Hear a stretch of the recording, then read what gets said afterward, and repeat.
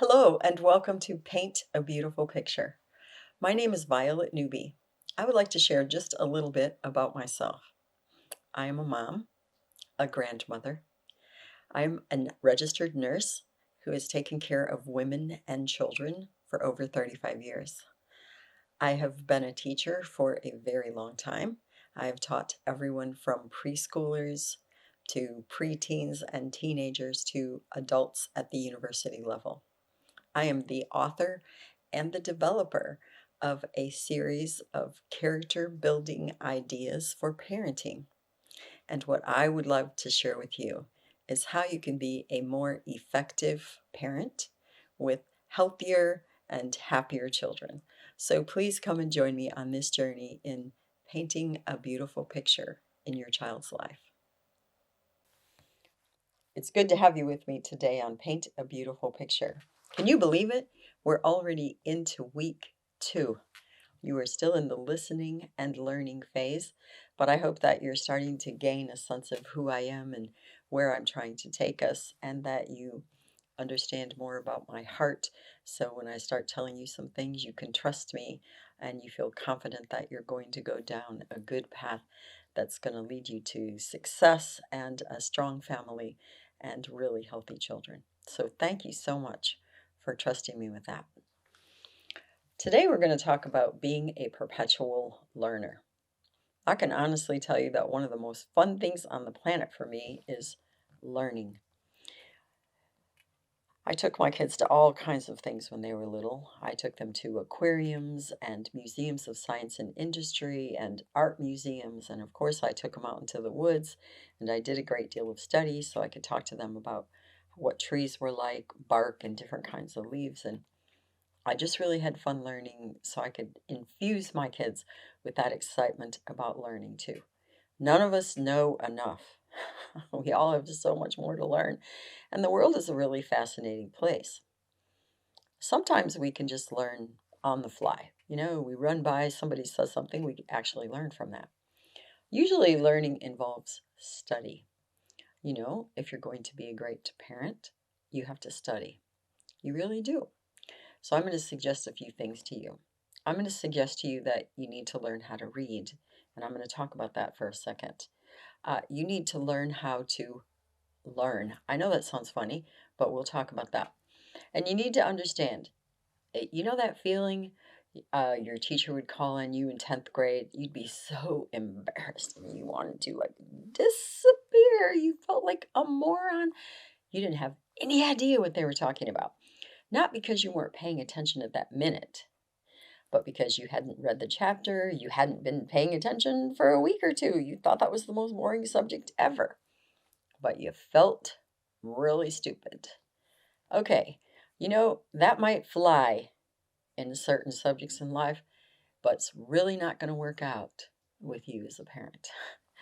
So I want to get you to the place where you don't have to feel embarrassed and you don't need to feel stupid and you don't need to feel ashamed because you really needed that vital piece of information and somehow you missed it.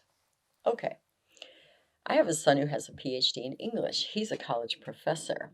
He's taught in more than just the United States of America. And this is a worldwide problem. I really want you to know that. But a lot of people never read. In fact, I knew a guy, he was a senior in high school in a class that I subbed. He said, Miss Newby, I've never read a single book in my life. I mean, even things I was supposed to read, I just got the cliff notes. That's good enough for me. And I acknowledged to him that day, I said, maybe that really is good enough for you. That would never be good enough for me. It's probably not good for most of the people in this classroom. You have to work out what's good enough for you.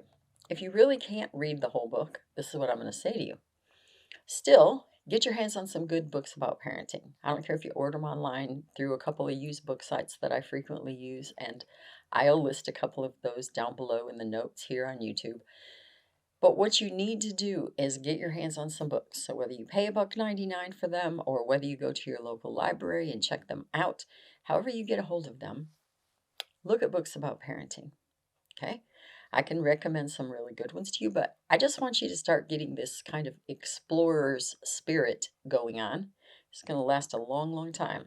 I already told you, you're going to be a parent, an active parent, for 20, 24 plus years. You might as well get used to this need to learn thing. If you don't read the book, read the chapter headings. Okay, this is what they're trying to help me with. And often chapter headings are progressive. So, wow, dude, like right here, chapter 26. I think I need this chapter. Okay, great. Just read that chapter. That's no big deal. Okay, everyone learns differently. If you don't learn well by reading, then start watching YouTube. I don't have any trouble with that, or Rumble, or listening to podcasts, whatever. Everybody doesn't have all the answers, and everyone isn't going to be the greatest at teaching you specifically. And so don't be afraid to let a couple of different people influence you, or teach you, or educate you, help you in this parenting journey. If you're not a great reader, do it another way. You might join a parent support group. I think it's really sad that there are so many other kind of support groups for problems in life, but there aren't always a whole lot of support groups for the positive stuff. So guess what? If you don't have one, if there isn't one around, you could start one. You could start a paint a beautiful picture support group. You could start getting together with friends. I don't care if it's once a month, and talk about what you've learned and how it's impacted you and ways you're trying to do things differently and the way your kids have responded, how your teenagers went nuts because you're trying to put the skids on some things you did badly before, and suddenly you've changed up everything and they're freaking out on you. I think that's a really great idea. Find ways to get yourself support and ways to learn. Okay. And then I talked about being embarrassed because you felt really stupid in class, or heaven help you, you're at work and you were supposed to have this and it was in your training and it's something that everyone expects you to know, but you didn't get it. And suddenly your boss comes to you and they said, "You've been really falling down on the job because," and they fill in the blanks for you, and you feel horrible. You know that feeling? Yeah. So when you do yourself a favor, by becoming a lifelong learner, you're circumventing those kind of problems and that kind of uh, negative experience in your world as well. This is so important. You're your child's example. When you're excited about learning, when you read a book, when you're ready to admit that you don't know something and you want to get some help, or you want to have someone help you with that, it helps your child find out, hey, it's pretty exciting to learn new things. And I can tell you, I went to nursing school and my kids were 7 and 8. And when I graduated from nursing school, my sons were 11 and 12. Every day when we sat down at the dining room table together, I was doing my homework and they were doing theirs, pardon me. They really saw the value in that. And when I graduated from nursing school, when we went from I could barely afford to get them a pair of shoes to they were wearing Nikes and designer jeans, and we had a really nice brand new car, and I had a motorcycle, and a lot of other things happened because I had gone to school, they understood the value of an education. So never hesitate to learn with and in front of your kids. It's an awesome thing. So when you learn more about sea life and you go to an aquarium, that's really exciting. When you learn more about biology, and I bought my kids a microscope so we could look at leaves and bugs and a lot of really cool things under the microscope, they start to develop interests. You don't know the areas that God has designed in your child that they might go and make even a worldwide difference if they discover the cure for cancer or something. You have to foster various kinds of interests in them, and that comes from you being interested and you being willing to learn and learning in front of and alongside of your kids. So I really want you to study about being a parent, and I want you to be willing to broaden your horizons about the other things that you're learning. Okay, once you've learned something, it's really nice to have this body of knowledge, but that isn't sufficient. Okay?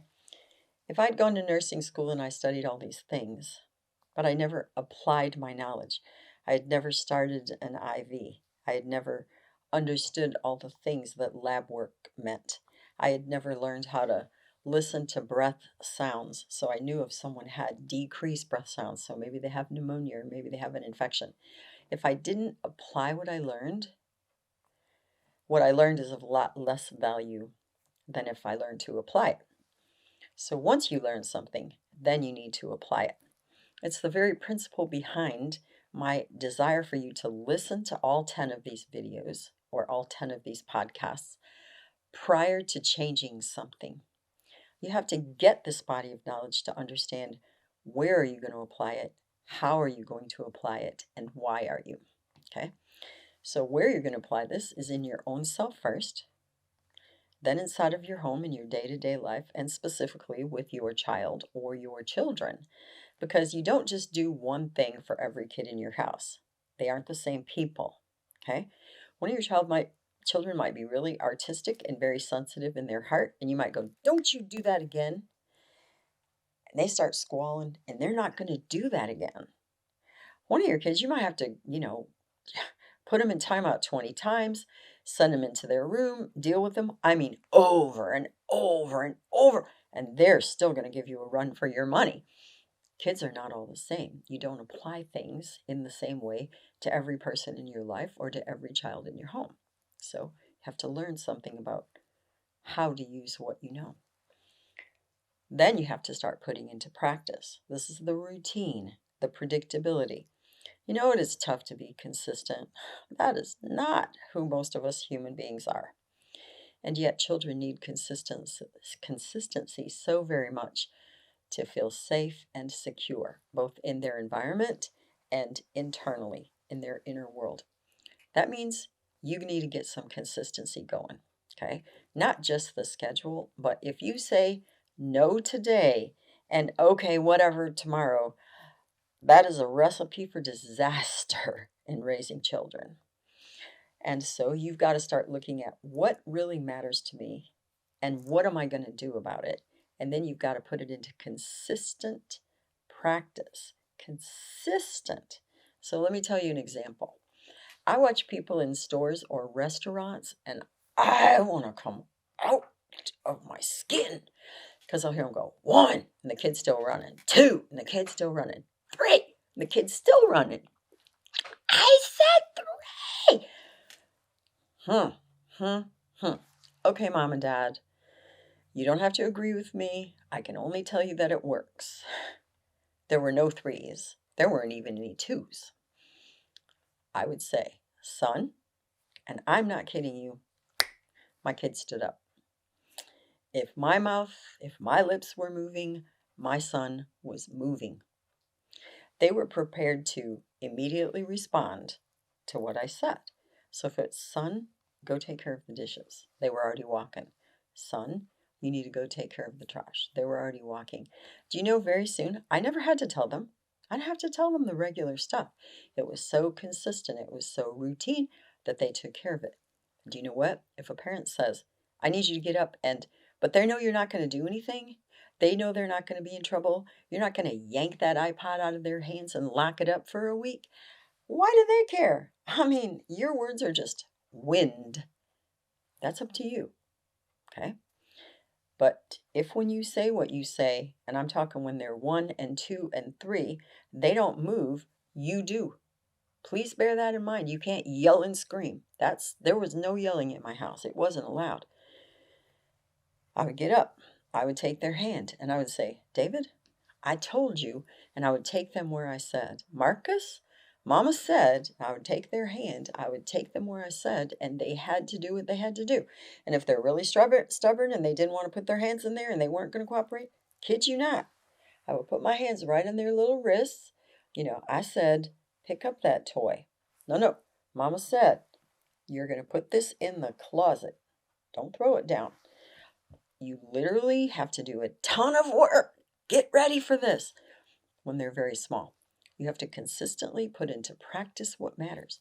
And when they get bigger, I promise you, it's reasonably easy. You have a pretty smoothly run household because they know when my mom and my daddy talk, I'm going. Okay? Then you have to be willing to modify. Not everything works. All right, you're going to keep learning as you go along. What worked awesome on this child doesn't work at all on this one. What worked great when they were 4 isn't working anymore now that they're 10 or 11. You have to be willing to make modifications. That over time, I'm really serious about this. You'll get better at this. That will take a certain amount of perspective and a certain amount of wisdom. But the great news is we get to learn and grow and develop as our children learn and grow and develop. You will get better at this. And when your child has that safe, secure, well established home life, they can handle the modifications, they can handle the changes. Let me say one simple thing to you. This is probably going to involve some major change around your house. If you really start listening and you really start actually putting into practice some of what you learn. Don't expect your kid to just go along, especially if it's been a really undisciplined household and he's just gotten to do whatever he wanted and, eat junk food all the time, and you're going to start feeding him a little more healthy food and he's going to have a bedtime routine. And don't expect your kid to jump up and down and go, wow, this is awesome. No, you can expect some resistance. You might even get a little bit of rebellion. It's okay. You might have to modify your approach so you're not coming on quite so strongly. You'll have to assess that as you go along. So don't be afraid of modifying what you're trying to do. I want to emphasize one more thing to you. It is almost easier to institute a massive amount of change than just this changes, and next week this changes, and the third week another thing changes. That's why I said you need to listen for a bit before you make changes, and you need to determine which changes you're going to make. And it may seem like an awful lot to bite off and try to chew to make big changes in your family. So you might want to make those big changes in yourself first.